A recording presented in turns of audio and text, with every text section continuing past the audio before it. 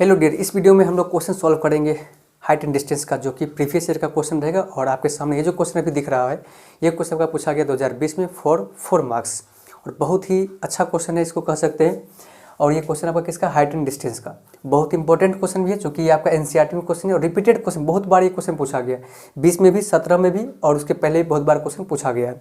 चूँकि ये एनसीईआरटी का क्वेश्चन है आपका, इसलिए बहुत ही अच्छा क्वेश्चन है। क्वेश्चन क्या कर रहा है, from A point on the ground, from a point on the ground, the angles of elevation of the bottom and the top of a tower fixed at the top of a 20-meter high building are 45 degree and 60 degree. तो respectively find the height of the tower. Question में पूछा गया है find the height of the tower. ठीक है, tower का height पूछा गया है, और इसमें कहीं भी एक बिल्डिंग का भी जिक्र किया गया है। और देखिएगा बिल्डिंग किस तरह से दिया हुआ है। अब क्वेश्चन को हम लोग आसानी से समझते, एक बार पहले पढ़ लिए, ठीक है। अब समझते हैं।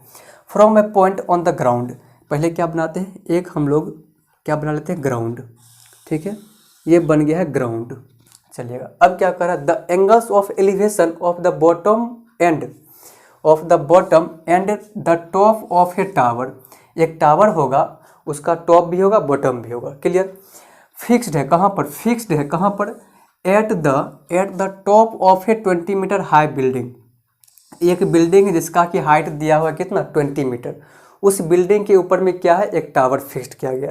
तो सबसे पहले हम लोग एक बिल्डिंग बनाते हैं। ठीक है, तो सबसे पहले हम लोग एक क्या बनाते हैं, बिल्डिंग। तो ये बन गया है, एक बिल्डिंग को एक लाइन से दिखाते हैं हाइट एंड डिस्टेंस में, आपको पता ही होगा। बस हम लोग यहाँ पर क्वेश्चन सॉल्व करते हैं, साथ में रिवीजन होते जाएगा। चलिएगा, यहाँ पर क्या बना दिए, एक बिल्डिंग। इस बिल्डिंग का नाम क्या दे दिए, ए बी। ठीक है, ए हो गया और ये पॉइंट बी हो गया। इसी बिल्डिंग पर एक टावर क्या है आपका, फिक्स किया गया है। इसी बिल्डिंग पर यहाँ पर जो है सो एक टावर फिक्स किया गया। ठीक है, इसी बिल्डिंग पर जो है सो एक टावर फिक्स किया गया है। चलिएगा, ये रहा आपका एक टावर जो कि ब्लैक कलर से दिखाया गया, इसका नाम तो है सी। ए बी क्या है, बिल्डिंग है, और इसका हाइट दिया हुआ कितना, 20 मीटर हाई बिल्डिंग। इसका हाइट कितना है आपका, 20 मीटर है। और इसके ऊपर क्या है, एक BC नाम का एक टावर है, इस तरह से। अब बात करते हैं एंगल का। यहाँ पर था क्या, एंगल ऑफ एलिवेशन, मीन्स कहाँ पर बनेगा, ग्राउंड पर बनेगा। ओके, चलिएगा। कैसे कैसे बन रहा है, तो आपका ये एंगल बन रहा है bottom and top of a tower are 45 and 60 respectively. यानी बॉटम बन रहा है, बॉटम के साथ बन रहा है कितना, 45 का, टॉप के साथ बन रहा है कितना, 60 का।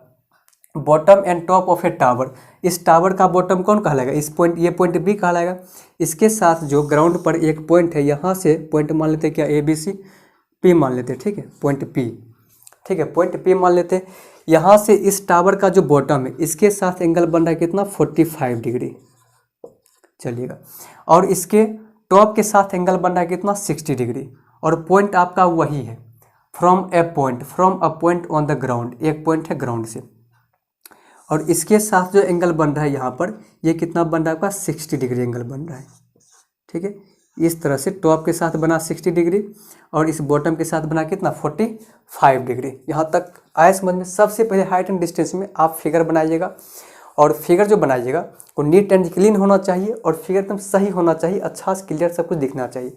जैसे फिगर को हम लोग बना लेते हैं, इसके बाद इस फिगर में किसको क्या माने हुए हैं, ठीक है, मिस ये जो आपका फिगर, इसमें AB को क्या बोले हुए हैं अकॉर्डिंग टू योर क्वेश्चन, इस BC को क्या बोले हुए हैं, ठीक है, और एंगल यहाँ पर क्या सब है, सारा कुछ हम लोग लिखते हैं कॉपी में। ठीक है, तो चलिएगा, यहाँ पर जो है लेट, ये जो आपका है AB, ठीक है, AB क्या है, इज अ बिल्डिंग। ये जो AB है, इसको हम लोग क्या बोले हुए हैं, बिल्डिंग।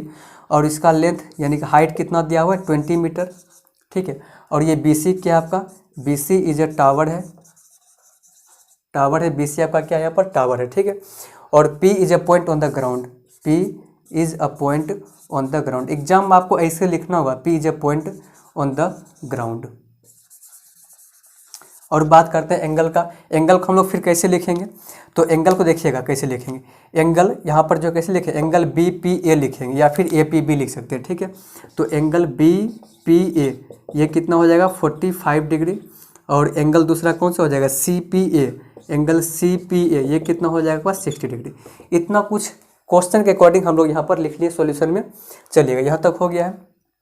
और अब जा करके यहाँ पर जो है इतना कुछ आपको मिल गया और आपसे क्या पूछा गया, आपसे पूछा गया कि height of tower. Height of tower means क्या पूछा गया आपसे, BC का वैल्यू पूछा गया। इस BC का वैल्यू पूछा गया, तो जिसका वैल्यू पूछा गया ना उसको हम लोग x मान लेते हैं अभी फिलहाल, ठीक है। लेट BC इक्वल्स टू क्या मान लिए हो, x। इस BC को हम लोग कुछ देर के लिए x मान लिए, ठीक है। इस BC को हम लोग कुछ देर के लिए क्या मान लिए हो, x मान लिए हुए। अब जाकर के यहाँ पर दो ट्रेंगल आपको दिख रहा है, दो ट्रेंगल, एक आपको यहाँ पर जो है ये परपेंडिकुलर है, इस तरह से परपेंडिकुलर हम लोग बना भी देंगे, ठीक है। इस तरह से एक एंगल आपको क्या दिख रहा है, एंगल BAP, इसमें जो है पॉइंट P पर एंगल कितना दिख रहा है, 45 डिग्री। दूसरा एंगल आपको क्या, दूसरा ट्रायंगल आपको क्या दिख रहा है, CAP, यहाँ पर जो एंगल दिख रहा है वो 60 डिग्री दिख रहा है इस बड़े वाले ट्रायंगल में।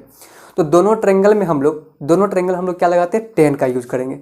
साइन कॉस का क्यों नहीं, क्योंकि यहाँ पर जो है ये जो हाइपोटेनस कहलाएगा इससे हमको कोई लेना देना है नहीं। हमको जब भी लेना देना किससे है, परपेंडिकुलर और बेस से, परपेंडिकुलर और बेस। तो परपेंडिकुलर और बेस का रिलेशन कौन बतलाता है, तो टेन थीटा, यानी टेन बतलाता है, ठीक है। परपेंडिकुलर और बेस का रिलेशन कौन बतलाता है, टेन और कॉट। तो टेन यूज करेंगे बहुत परफेक्ट रहेगा, कॉट भी यूज कर सकते हैं बट टेन यूज करेंगे तो बहुत सही रहेगा, ठीक है। चलेगा, तो वन बाय वन हम लोग दोनों ट्रायंगल में चलते हैं, ओके। तो इन ट्रायंगल सबसे पहले हम लोग इन करते हैं ट्रायंगल किस में, इन ट्रायंगल BAP में, ठीक है। इन ट्रायंगल BAP, तो ट्रायंगल BAP में आप लोग अगर 10 लगाते हैं, ठीक है, अगर आप लोग 10 लगाते हैं तो यहाँ पर आपका एंगल बन रहा है थीटा, जो कि कितना है 45 डिग्री। तो 10 45 डिग्री हम लोग यहाँ पर क्या लिखेंगे, इस ट्रायंगल में 10 45 मीन्स क्या, 10 थीटा समझिए, perpendicular by base. Perpendicular means क्या, AB होगा यहाँ पर 10 45 इक्वल्स टू AB और डिवाइड बाय ये आपका क्या हो जाएगा, यहाँ पर ये AP बेस, AP है। 10 45 का वैल्यू हम लोग क्या जानते हैं, 1 होता है। और इस AB का लेंथ दिया हुआ है, कितना दिया हुआ है, 20। तो AB यानी 20 दिया हुआ, और ये AP कुछ भी नहीं दिया हो तो AP को AP लिख लेंगे। अब यहाँ पर क्या करेंगे, क्रॉस मल्टीप्लाई कर लेंगे, तो AP इक्वल टू क्या मिलेगा आपको, 20 मीटर। तो यहाँ से जो कुछ डाटा आपको मिलते जाएगा उसको हम लोग फाइंड आउट करते जाएंगे। बहुत आसान है, चैप्टर भी आपका बहुत आसान है, क्वेश्चन बहुत बड़ा बड़ा दिखेगा, बस क्वेश्चन पढ़ करके आपको क्या यहाँ पर लगाना है, क्या बनाना है, फिगर जैसे बन गया उसके बाद देश दुनिया का कुछ नहीं सोचना है कि क्या करें, क्या सब लाना है, जो कुछ लाना है अपने आप वो आ जाएगा। आपको यहाँ पर जितना भी ट्रायंगल बनेगा, जितना भी एंगल, सारा कुछ गिवन है, हर जगह आप 10 वेन लगाते जाइए, 10, ठीक है। और इक्वेशन आते जाएगा, इसमें बहुत सारा इक्वेशन बनेगा, अच्छे अच्छे क्वेश्चन में इक्वेशन लाते जाइएगा, उसको सॉल्व करके एक्स जिसको माने हुए जिस चीज़ का वैल्यू फाइंड आउट करना है वो अपने आप आ जाएगा, ठीक है। वही काम अभी हम लोग कर रहे हैं। तो 10 45 यहाँ पर लगा दिए, इस ट्रायंगल को सॉल्व कर लिए। अब फिर हम लोग बढ़ते हैं कहाँ, बड़े वाले ट्रायंगल में। तो चलिएगा, इसके लिए हम लोग इसमें क्या लिखेंगे, in triangle CAP, in triangle CAP। तो ट्रायंगल CAP में देखिएगा, इस ट्रायंगल CAP में जो है एंगल कौन सा है आपका, 60 डिग्री, ठीक है। तो इसमें क्या हो जाएगा, 60 डिग्री होगा, ठीक।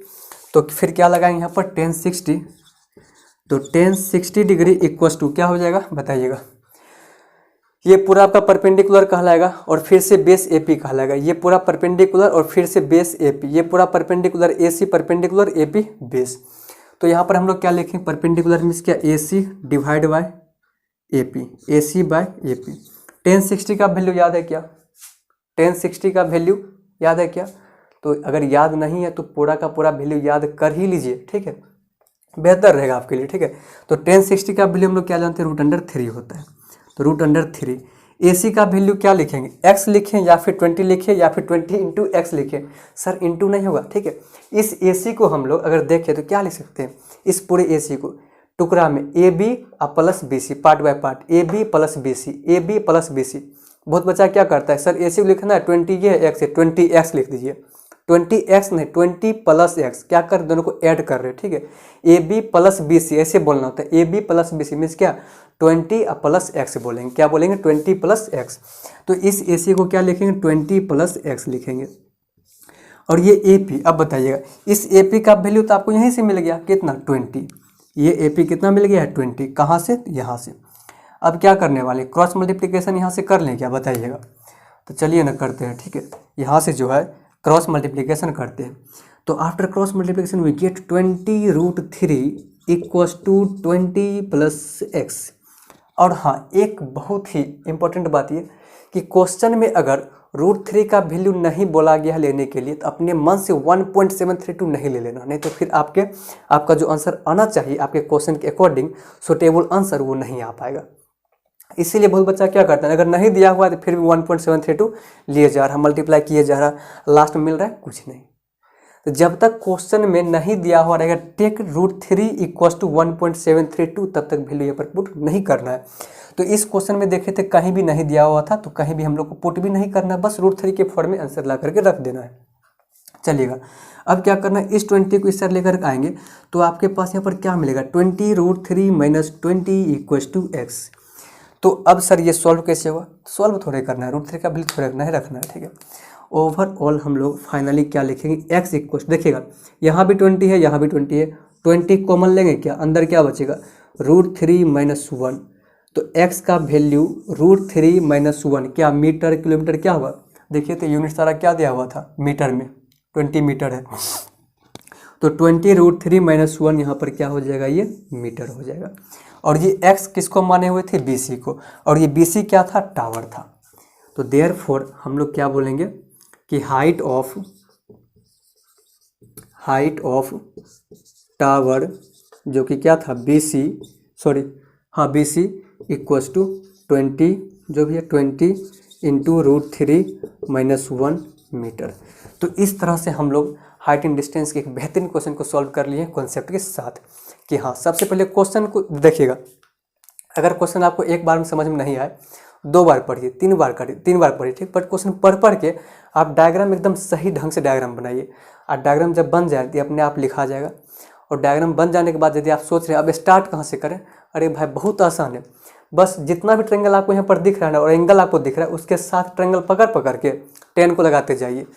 जो आंसर आपको चाहिए वो तुरंत में नहीं मिलेगा, लेकिन हाँ एक इक्वेशन आपको मिलते जाएगा, उसको लिखते जाइए सॉल्व, और लिखने के बाद आगे एक दो स्टेप जगह भी छोड़ दीजिए, क्या पता बाद में थोड़ा सा उसको और सिंप्लीफाई भी करना पड़े कभी कभी, ठीक। इसीलिए तो लिखते जाइए, लिखने के बाद आपको अपने आप पता चल जाएगा कहाँ पर क्या हमको चाहिए, कहाँ पर किसका ज़रूरत है।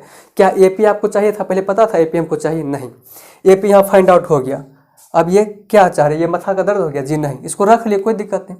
आगे फिर हम 1060 का यहाँ पर लगा है 10, इस बड़े वाले ट्रायंगल में यहाँ पर हमको AP दिख गया। क्या कोई बोल रहा है AP यहाँ पर यूज करो, लेकिन हाँ हमको AC में चाहिए x, हमको इस AC में x चाहिए, तो AP को यहाँ पर रखना पड़ेगा, तब तो x का वैल्यू आएगा, जो कि इक्वेशन एक ही है। तब जाकर दिमाग काम किया, हाँ भाई यहाँ पर जो है AP का वैल्यू यहाँ पुट कर देते हैं, तो AP का वैल्यू यहाँ पुट कर दिए, तभी तो एक इक्वेशन बना, और यहाँ से x का वैल्यू हम लोग फाइंड आउट कर लिए। और सबसे इंपॉर्टेंट बात ये कि √3 का वैल्यू जब तक नहीं बोला जाए पुट करने यहाँ पर लेने के लिए, तब तक हम लोग √3 का वैल्यू नहीं लेंगे। और इसी के साथ क्वेश्चन होता है समाप्त, द एंड। तो चलिएगा, हम लोग मिलते हैं फिर नेक्स्ट वीडियो में।